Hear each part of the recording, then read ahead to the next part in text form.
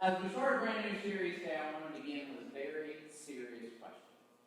Why did the pirate struggle with church tithing? Why did the pirate struggle with church tithing? Because he thought the church was asking for all of his booty and not just a portion of it. There you go, there's a serious question. I told that joke to my family this week, and they always rolled their eyes. They're like, Dad, don't say that. But I did. I thought it was a good, funny joke to start off with. But I realized that when we start talking about tithing, for most of us, it's not a joking matter. It touches our wallets, our purses, our bank accounts, and it touches a very sensitive nerve for many of us. We get uncomfortable with tithing, and we would rather talk about giving. And I think a lot of the reason behind that is because giving, as a term and as an idea, is somewhat nebulous. When we give, we get to control the amount when we give. When we give, we get to decide how much is enough, and we get to feel good that we've done something. But when we start talking about tithing, a conversation that's really nebulous becomes much more concrete. Tithing's measurable. It's definable. And because of this, the word itself can cause some feelings of hostility within us. The idea of tithing is often not thrilling to many of us. It's threatening. But tithing is one of the simplest ways we can follow Jesus as Lord of our lives. I know from personal experience it makes a big difference. It makes a difference in us, and it makes a difference in our families as well.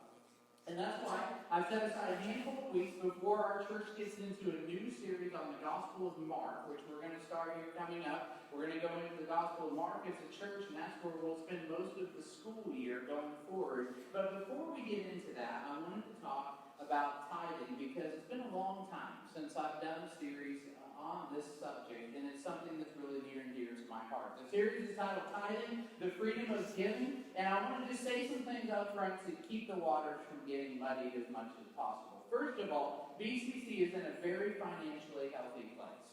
We just gave away $100,000 in the past 12 months. Pretty real awesome. We were down at Block Ministry yesterday. We were able to see what Block Ministry is doing there in Price Hill. It was really encouraging. It was awesome to get to meet Walter, who's going to be overseeing the ministry there. If you haven't had a chance to meet him, you should.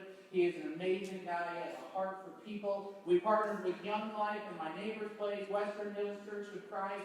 We have 3 months worth of operating expenses in a CD, and so we have, I don't even remember what it is, like $80,000, something like that, in a CD as a church that is there if we need it. We have about 60 grand right now sitting in our church checking account. We are debt free as a church, and we're in a really good place.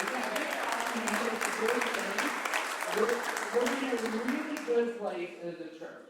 So I'm not talking to you about giving because we're in trouble. I'm not talking to you about giving because we as a church can't pay the bills or we're struggling to move forward. It is none of that. I'm not coming to you from a place of desperation. I'm coming to you from a place of church health. And I want you to be a part of what God is doing here. Now, that's not always been the case at this church, and it's not always the case at other churches. I've shared this story before, but when I first started here at First Town 15 years ago, the financial secretary at the time would write a number on a Post-it note every week and put it in my church mailbox, my staff mailbox. And so I would come in on Sunday morning ready to preach, and there would be a neon Post-it note. I still don't like Post-it notes. Maybe this is why. There would be a Post-it note with a number on it, and if we didn't get that number in the church offering, we weren't able to pay the bills for the week. That put a lot of pressure on me as a preacher. I would take that Post-it note and I would look at it and I would think, there's no way my sermon is that good. Like, we're in trouble. Like, we were going in a bad spot here. And so I've been there. I've lived in that world where it's week to week, paycheck to paycheck. There's a guy who's trying to lead a church and trying to just hope, like, I hope we get enough money in that we're able to pay the staff this week. And I'm so thankful that's not where we're at right now. So we say this every week. If you would like to give, you can give in person, you can give online, you can give through the church app. It's an opportunity for you to be a part of what God is doing here. And we're in a very good place financially. So I just want you to know that up front, where this series is coming from. It's coming from a place of health and not from a place of desperation. I also want you to know this, because it's really important and I think it gets missed. A tithe is 1/10 of all earnings. A tithe is 1/10 of all That's what a tithe means. It means 1/10 of all earnings. Every time the word is used in the Bible, it means 1/10 of earnings. A tithe is always a tenth. And I'm pointing this out because I think we miss it. A tithe is simple math. I'm not very good at math, but I'm pretty good at the tithe. You move the decimal point one spot to the left. If you make $100, you move the decimal point one spot to the left, a tithe is $10. If you make $100,000, you move the decimal point one time to the left, a tithe is $10,000. If your family's combined income is $180,000, you move the decimal point one to the left, and a tithe is $18,000. It's really easy to figure out what a tithe is, but a lot of times we use the word tithe and giving interchangeably, and they're not interchangeable. If you make $100 and you give $5 to the church, you've given to the church, you have not tithed to the church. The tithe is a measurable benchmark. You can go above the tithe, you can go below the tithe, but the tithe is always the tithe. The tithe is always 10%. Knowing this in the Old Testament, when it's spoken of, you'll often read where they talk about bringing the tithes and offerings to the Lord. The tithe is the 10%. The offerings is anything above and beyond the 10%. But the tithe is always a tenth. So to recap, as we go into this series on tithing, I want you to know we're in a very healthy place financially as a church. And I want you to know that every time the Bible uses the word tithe, it is talking about 10%. So why? Why do we talk about this? Why would I talk about it when I know it makes people uncomfortable? Well, it's because when we honor God with the tithe, it has a way of spilling over into other areas of our life. When we honor God with our tithe, with our finances, it has a way of spilling over into other areas of our life. It's not a guarantee. It's not a guarantee, but it's often the case that if we put this area of our life right, other areas of our life start to fall into place. Jesus said it like this in the Gospel of Luke. He said, "One who is faithful with very little is also faithful in much. And one who is dishonest in very little is also dishonest in much." Let me say that again. One who is faithful, in the words of Jesus, in very little is faithful in much. And one who is dishonest in very little is dishonest in much. It may not feel like it, but as far as God is concerned, tithing is a little thing. It's one of those little foundational things that we do, that when we are faithful in it, it affects us in a big way, and when we're not faithful in it, it affects us in a big way. It's a small thing that sets our life into a certain direction. I think about this a lot. I'm not a real handy person, but I've laid some tile in my life and some of that laminate flooring that goes together with plank flooring. And the first time I ever did this was our house in Priceville. We had one of those old houses in Priceville. It had a living room that went into the dining room that went into the kitchen, so it was kind of like one of those long and thin houses. And we were putting down that plank flooring that snaps together and lays down like laminate tile that everybody uses anymore. And this was, 12, 13 years ago. So that stuff was relatively new. Kyle Lassner at the time was still a part of our church. He came over and he wanted to help me. Well, I don't know if he wanted to help me, but he said he would help me. And he agreed to help me start this in the living room. And he said to me, "Nathan, the most important thing is that first row. Because if you get that first row off just a little bit, just like a hair, like, a 16th of an inch, if that is just off a little bit, the problem is, as you keep laying each of those rows together, the whole thing just keeps getting more and more tilted. So that by the time we would have gotten to the back of the house, it would have looked absolutely ridiculous. We would have been cutting boards that were like completely tapered down. And some of you all have done this, right? You put a piece of furniture there so nobody sees it. But it's really, really important to get that first row in place. So much so that I kid you not, we spent more time getting that first row laid out than we did the whole rest of the living room. Like once we got the first row done, putting the other pieces in and moving through the living room actually went really, really quickly. But we had to get the foundational, we had to get the little thing right before we could grow and go from there. And that is what Jesus is talking about here. When we start following God in the little areas of our life, it has a big difference on the big areas of our life as well. It has a way of changing the way that we live our lives. And so we receive the grace of God, the forgiveness of God as Christians, and we spend the rest of our life figuring out what it means to follow Jesus. And tithing is one of those ways that we respond to what God is doing in our lives. It's very much a biblical concept. And when we tithe, it comes with a reward. Now, when I use that word reward, I know we have to be careful. We have to be careful with that word, with that concept of a reward. But it is the case that the reward is tithing in and of itself and not merely the blessing that comes from tithing. See, when we start to tithe, we often do it because we want the blessing. We want God to bless our lives. We want Him to give something to us for our faithfulness. But once we tithe long enough, we eventually get to the point where we see that tithing is the reward in and of itself. As a kid growing up in Linton, Indiana, there wasn't a lot of doctors there, and so we drove to the next big town over, which was Vincennes, in order to go to the doctor. And when we would go over there and go to the doctor, there was an ice cream place not too far from the doctor's office. So every year, when my parents would take me for my annual visit at the doctor's office, afterwards we would get to go get ice cream. So I hated going to the doctor. I didn't like the annual visit because you go in and you see the doctor, and inevitably, when you're a kid, you get a shot, right? Like every time. And back in my day, now they do it like in the arm and in the leg. They did it in the butt when I was a kid. I don't know why. That's just the way it worked. I don't know if it was like a sadistic thing going on or what, but that's just the way it was. And I never looked forward to going to the doctor, but it was a little easier to go to the doctor because I knew as soon as we left, we were going to go get ice cream. Well, eventually what happened was, as an adult now, I still go to the doctor once a year because I know I need to go to the doctor, and it is reward enough in itself. Although not always all that rewarding, it's still good that I get to go and I get to find out what's going on and get checked over and know if something's happening. In the same way, when we start tithing, a lot of times our reasons for tithing are about the reward, the award, the blessing we're going to get back from God. But if we do it long enough, we get to the point where tithing becomes a reward in and of itself. And when that happens, the line between cheerful giving and selfish giving blurs. We give because we want to give, and we give because we know God wants us to give. We tithe because it's expected, and we tithe because we know there's a blessing in return. That's why God says this. He says, "Oh, taste and see that the Lord is good." It's why King David says, "I will sing to the Lord because He has dealt bountifully with me." He later reminds himself of what God is up to, saying this, "Bless the Lord, O my soul, and forget not all of His benefits." It's okay for us to be rewarded by the benefits of God because He set it up this way. He is very generous to us. As we tithe, we find that we can't outdo the Lord.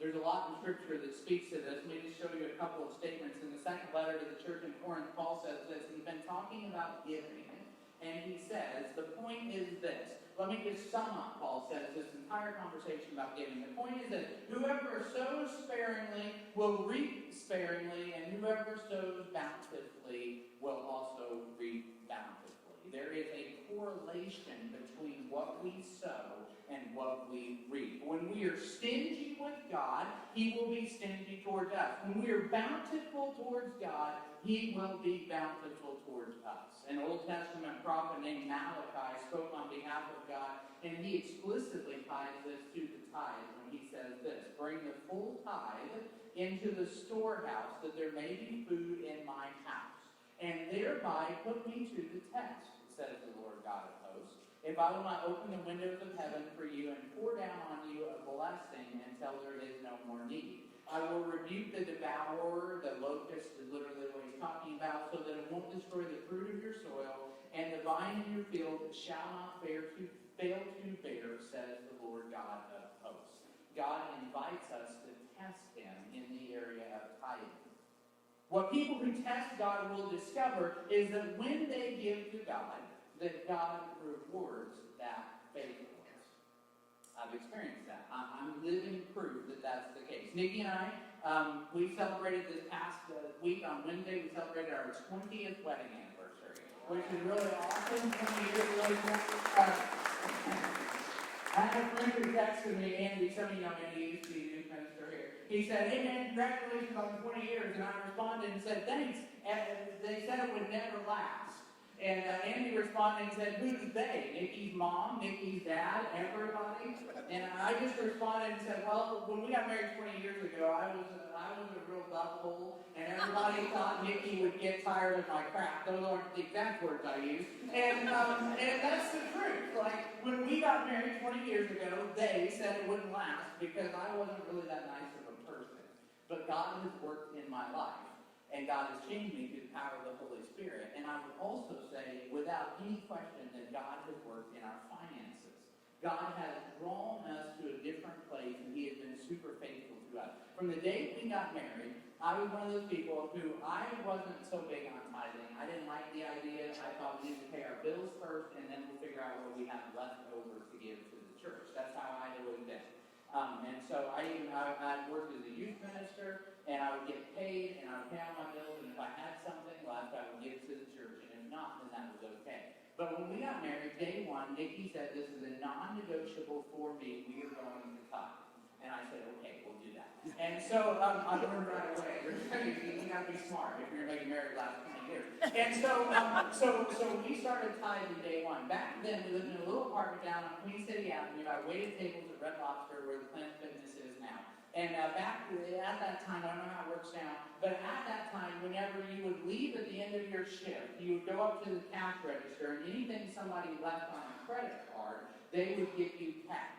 And so you would have the cash from the tips that people left cash on the table, and then you would cash out at the end of the night. Some of y'all know what I'm talking about. You go up to the cash register, and they'd open the register, and they'd say, okay, you got $68 on credit card tips, and they would hand you $68.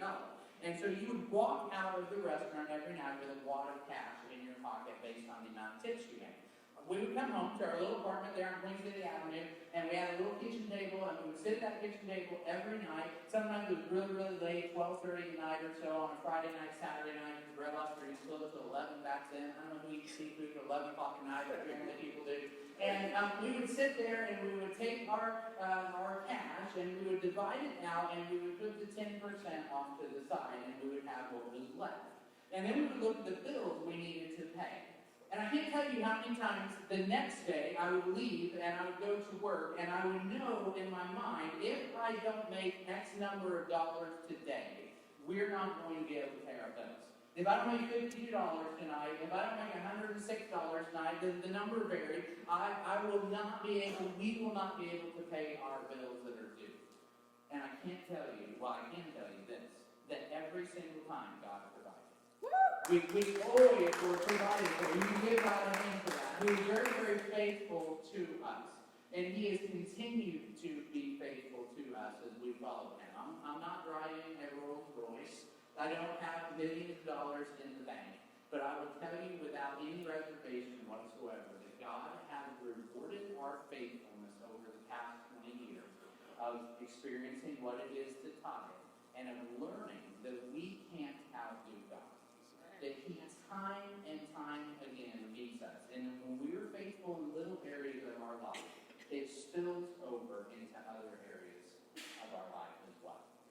Now, as for the sermon today, all that was just the introduction. It's going to be long. No, it was. That was kind of the introduction, because my goal today is maybe rather simple. I just want to get you thinking about what it might mean.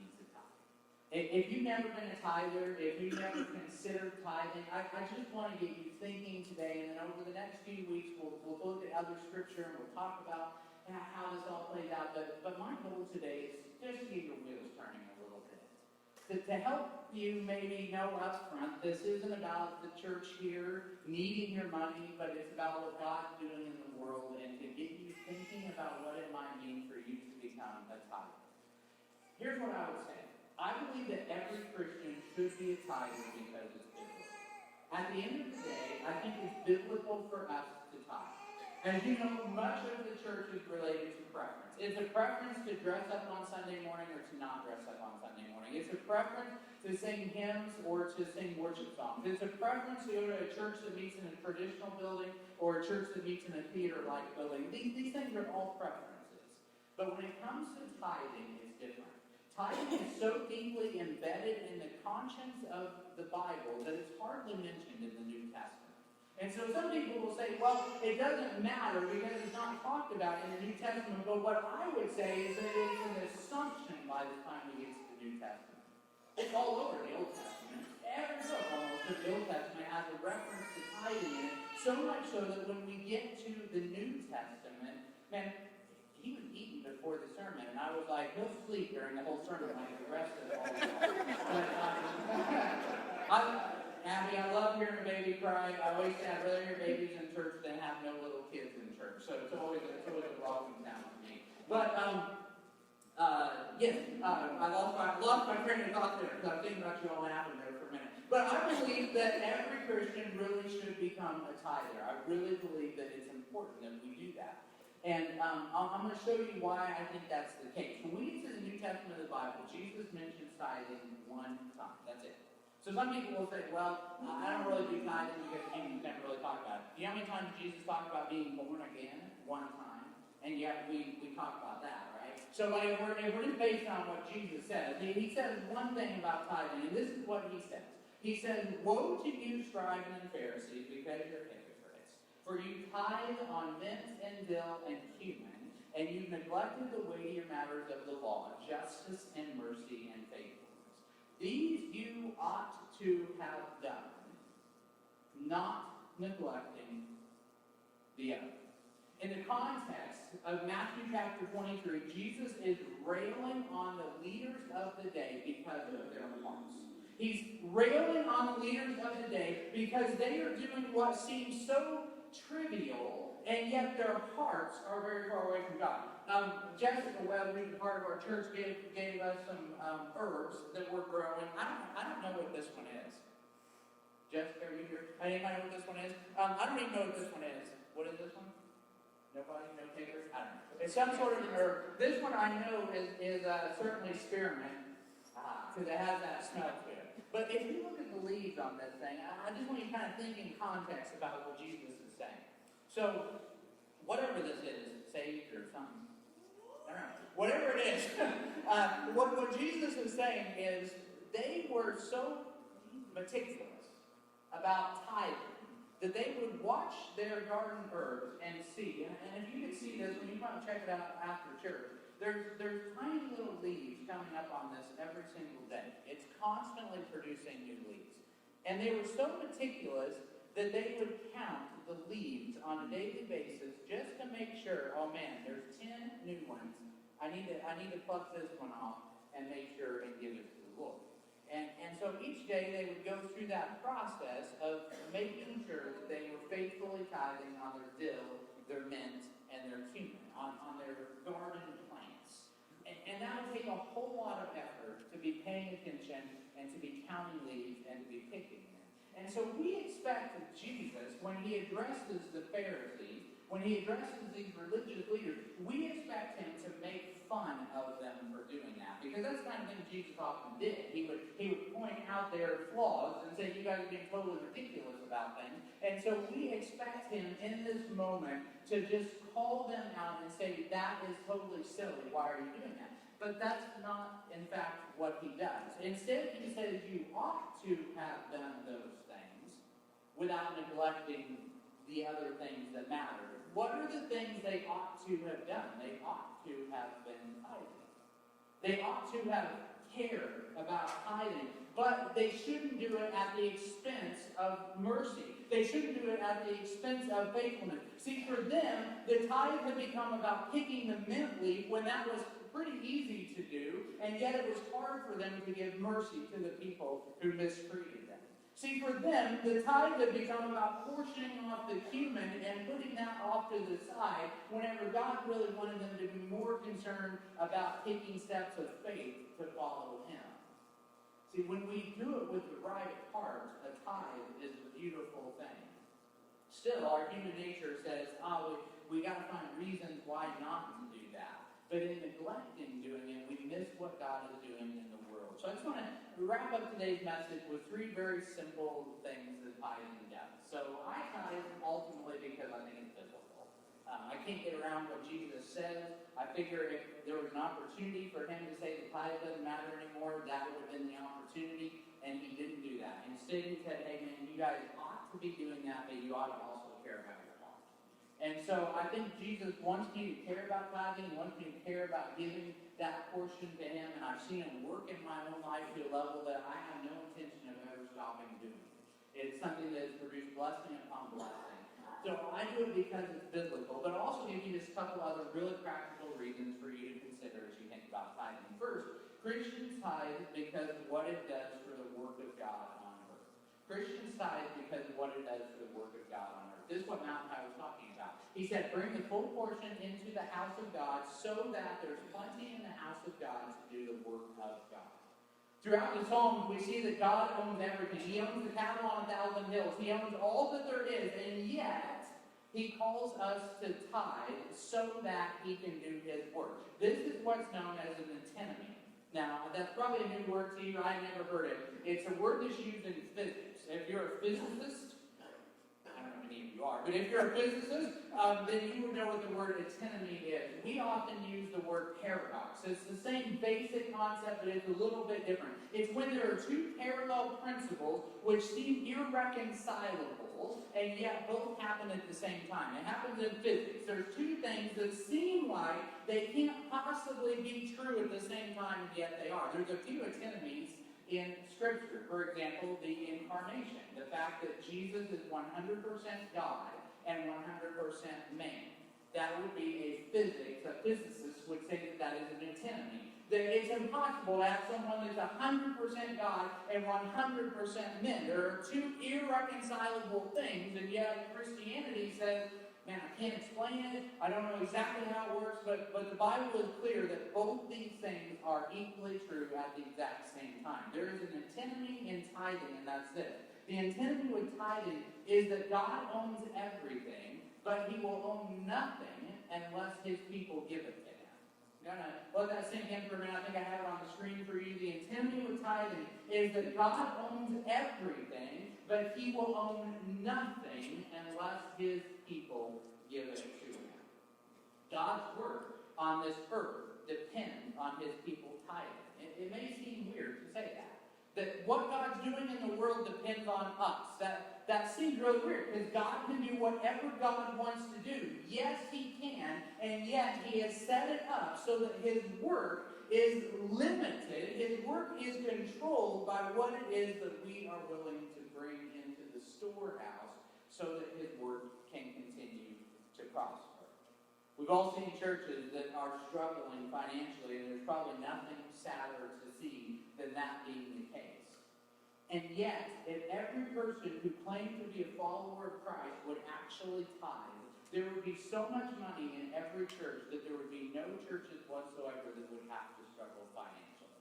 If everybody who called themselves a partner of Bridgetown Church of Christ would start tithing this week and would tithe for the next 6 months, I promise you what would happen is we would be able to take care of any and everything wrong with the building here, and we would have to do exactly what we did a year ago, where we put together a committee of people and we said, hey, we have $100,000 that we want to use for the sake of ministry. How do we use that?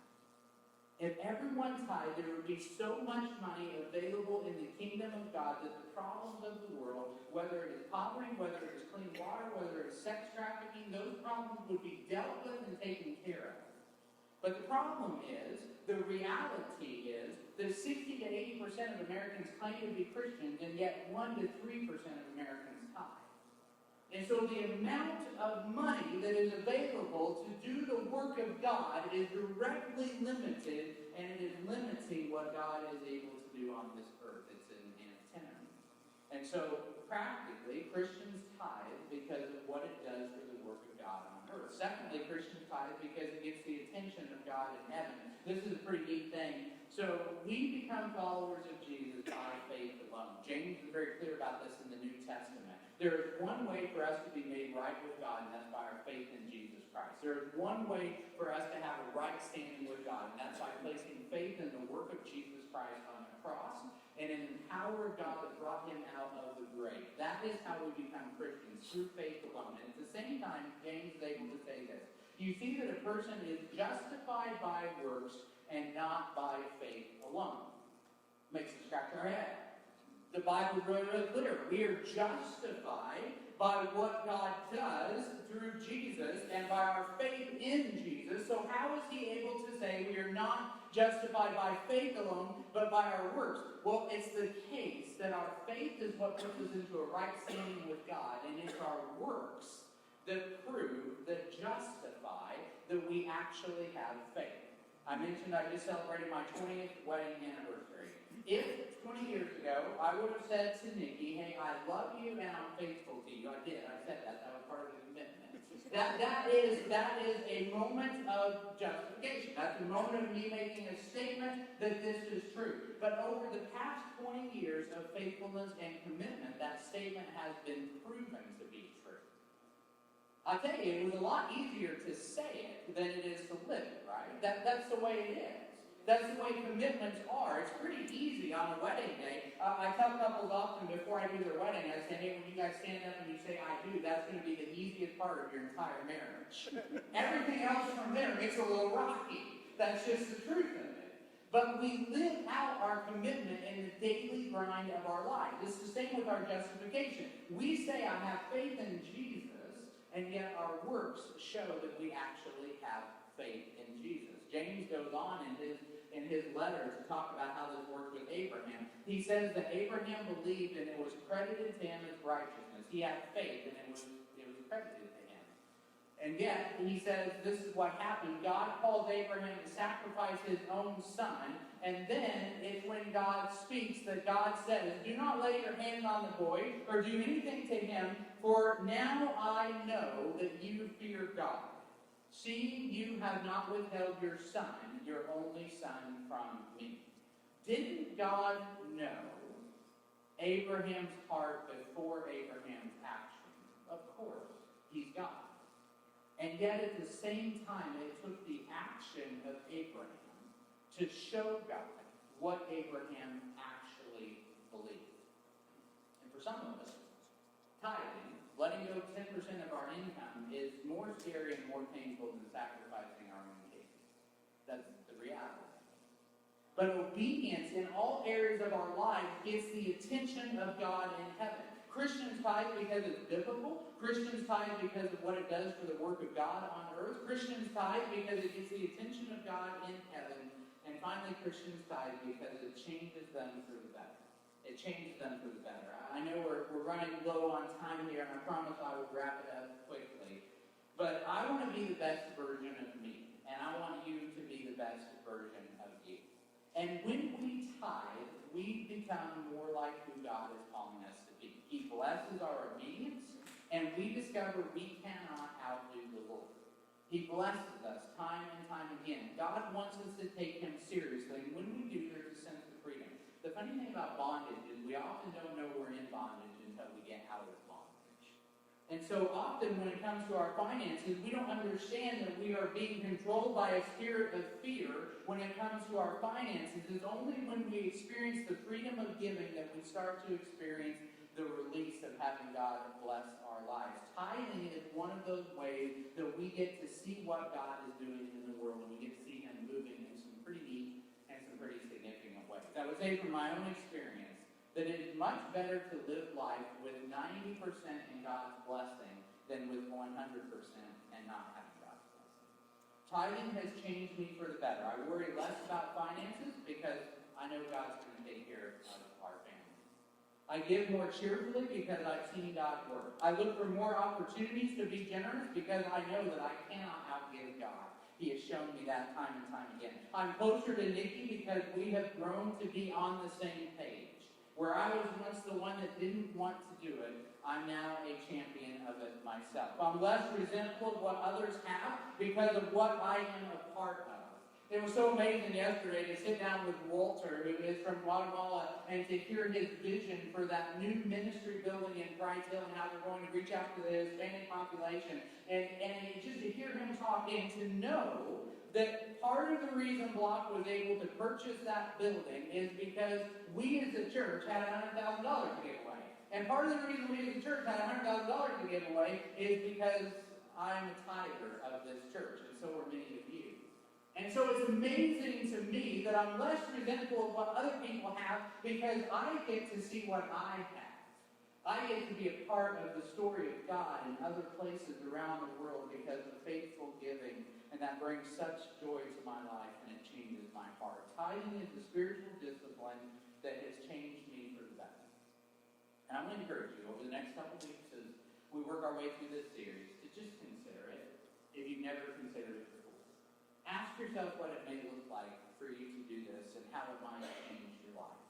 Jesus said, one who is faithful in very little is faithful in much, and one who is dishonest in very little is dishonest in much.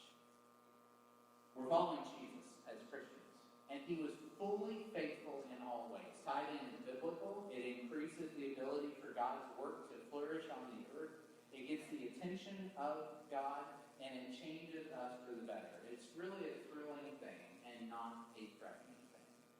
And it ultimately, with enough time, becomes its own fruit. Would you please pray? God, thank you for the gift of tithing. Thank you for your words and for showing us what it means to be faithful.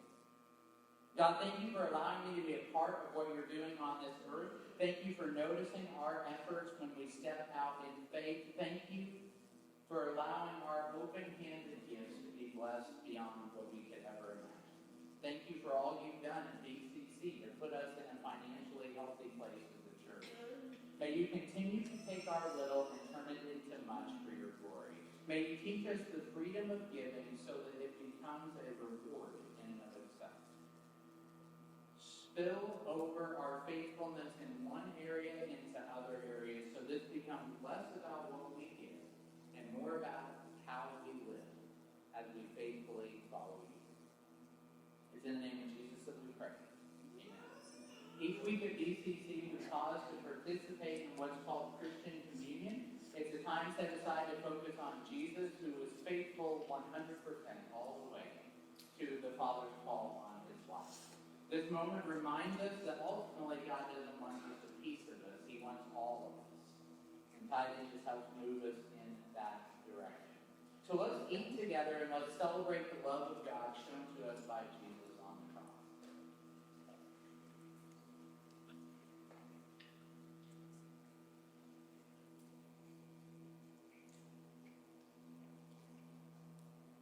And let's drink together and celebrate the faithfulness of our Savior.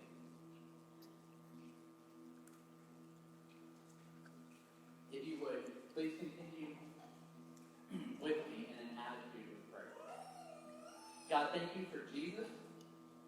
Thank you for the blessings that you have given to us. May we consider this week what it means for us to be more faithful to you in all areas of our life, God. And as we take steps forward to be faithful, to be obedient, God, we humbly ask that you would allow the small steps we take to spill over